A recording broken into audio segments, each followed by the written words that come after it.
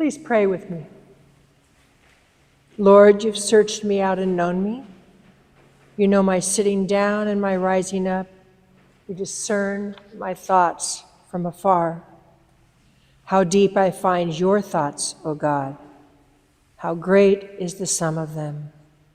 May our words and our thoughts this day be steeped in your Spirit, Holy God.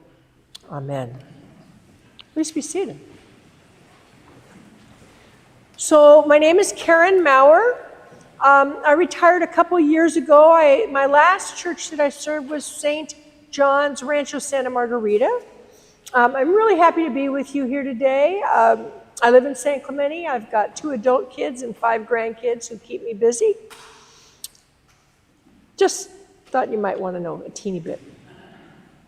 So, a story is told of a private plane.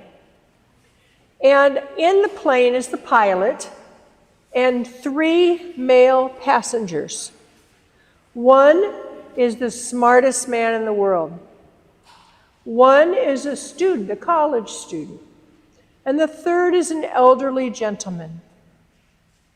Well, the plane develops trouble. The pilot comes back with his parachute on, and he says, listen, I have 5 children and a wife, and I can't leave them orphaned and widowed. There are 2 parachutes left, and you 3 are going to have to decide who doesn't get one. And he jumps out of the plane.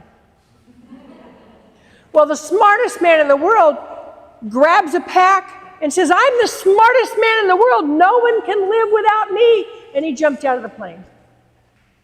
And the elderly gentleman looked at the young man and he said, son, I've had a long, fruitful, fulfilling life. Your whole life is before you. Please take the last parachute. And the young man said, not to worry, sir. The smartest man in the world jumped out of the plane with my backpack.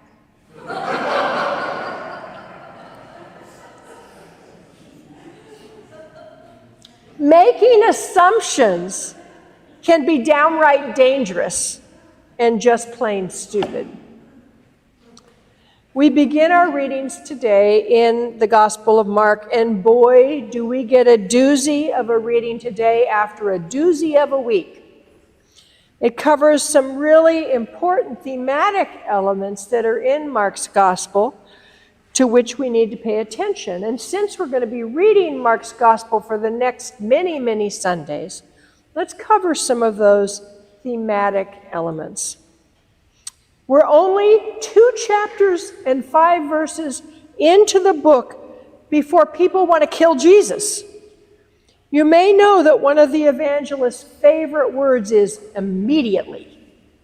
But this seems to take that word to a whole new level. Mark doesn't mess around. We see a dialogue which moves from confusion to hostility in no time at all. Mark's telling the good news of Jesus Christ has some major themes that are found throughout. They include controversy stories like this one today, the opposition of the religious leaders, especially the Pharisees, Sabbath questions, and the issue of what are good motives and what are bad motives. So let's begin with the truth that for many of us, we've been taught that the Pharisees and the scribes and the Sadducees are the bad guys. In actuality, the Pharisees were lay reformers, dedicated to superlative adherence to Torah in all walks of life. According to the 1st century historian Josephus, they practiced, and I quote, the highest ideals both in their way of living and in their discourse. They were upstanding, devout, Bible-believing pillars of the community. Some might even go so far as to say they were the smartest men in their world. In fact, if you want to make a comparison, they might compare today to seminary professors, or they might compare to the standing committee in the Episcopal Church. They might compare to a vestry. They were good people trying to do the right thing. The presenting problem in this reading is the Pharisees' belief that Jesus and his followers have violated the law of the Sabbath by picking grain, and later that day, Jesus healing the man of the withered hand. For first century Judaism, the Sabbath is a big deal. It's about freedom and liberation. Remember the Exodus? How the people were escaping brutal enslavement? The Sabbath was set in place to give rest, a day of rest for everybody. Slave, free, Jew, Gentile, men, women, even animals got the day off. The objective was that everyone would have one day of relaxation from continuous, unending toil in order to refresh their bodies and their minds. It was a day of delight, a day for worship, a day for time with family, for rest, for playing with one's children, for doing the things that we all love. So the Pharisees rightly questioned Jesus about his countercultural, and as they see it, counter-religious behavior. The problem is that these godly people have forgotten the intent of the Sabbath, to provide goodness, rest, relaxation, restoration, healing, and joy to all people.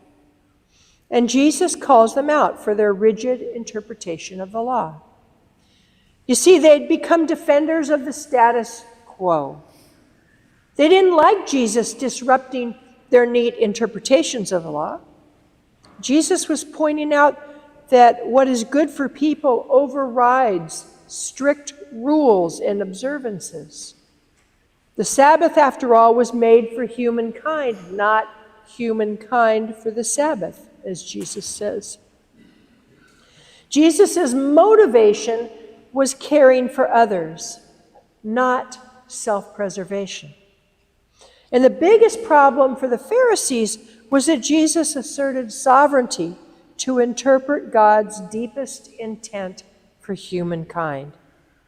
Jesus disrupts what the religious people assumed was the only way to interpret the law. And the very worst thing is, he claims to be the interpretation of the law. He's angered at their hard-hearted fault-finding. Jesus teaches and models that satisfaction of human need trumps reverent religiosity, hard one for me to say, every single time. This is a case of what motivates someone to break the law. What causes someone to break the law? The prophets say over and over again in their corrections to the Israelites that the chosen people were saying the right things, but not doing the right things. They were not feeding the poor, caring for the sick, making a safe place for orphans and widows. They were not fulfilling their role as agents of love. Jesus comes and repeats the prophet's warnings, but he goes one step further, one huge step further, saying, "Watch me. I will show you God's heart, God's will, God's way. You must love. And this love is not a self-serving love, it's one that serves others." And that's how we can tell when a decision to break law, to break rubrics, whatever we want to say, is based in the Spirit of God. Is it self-serving or is it to help others? That's the key question, and Jesus highlights that in this passage. The problem the religious leaders had was that they thought they had it all figured out. They assumed that following the law and their interpretation of it was the answer. But following the law without engaging the heart was their fatal flaw. They settled for what was known, what was comfortable and definable, and even rigorous, instead of loving people more than the law. How very human of them, clinging to the familiar, fearing change, and resisting the corrective that Jesus was teaching. How very Episcopalian of them, wanting to do things decently and in order. I'm reminded, how many of you have seen the film The Philadelphia 11? Have you seen it? No one? Okay, well, they're doing more showings in the summer. The story of does anybody know the story of the Philadelphia 11? I see one hand, okay. On July 20th, 1974, after repeated attempts by women and their sponsors, which included bishops and male priests, they went against the canon law and ordained 11 women in Philadelphia to the Episcopal priesthood. It made the national news. It was a big deal. It was a huge controversy. Several of the male priests who sponsored these women and stood up with them and supported them were deposed, were taken out of their jobs and out of their calling, and no longer able to practice as priests. They stood for what was right, not what was lawful in the Episcopal Church.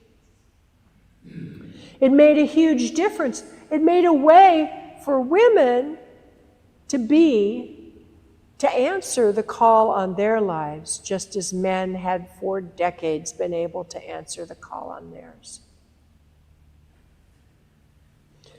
I'm a beneficiary of that. I had a calling in middle school, but I didn't get to answer it until later in life.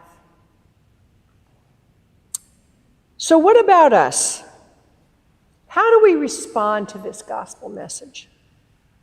We do well to engage in some self-examination as individuals and as a congregation. How will we feel when Jesus runs roughshod over whatever we assume is good Christian conduct? Am I loving who I think as unlovable, or at least the hard to love? Do I condemn those with whom I disagree or whose lifestyle is very different from mine?